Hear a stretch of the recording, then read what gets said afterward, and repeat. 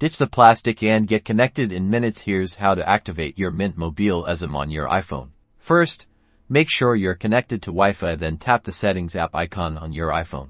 Scroll down in the Settings menu and tap on Cellular. Inside Cellular Settings, you'll see an option that says Add Cellular Plan. Tap this.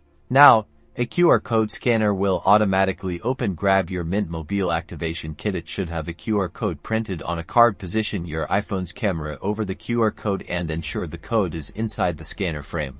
Your iPhone will detect the Esim profile. You'll see a prompt like Cellular Plan detected. Select Add Cellular Plan.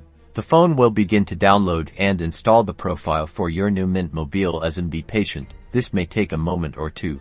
Once the profile is installed, you should see a screen stating that your cellular plan is ready to use. You can customize your cellular plan settings, like naming the line or picking which line to use for data and calling. Go back to your cellular settings, then you'll be able to toggle on or off your new Mint Mobile plan. After a quick moment to connect to Mint Mobile's network, you should see the signal bars appear in the top right corner of your screen, indicating a successful activation. Congrats, you're connected.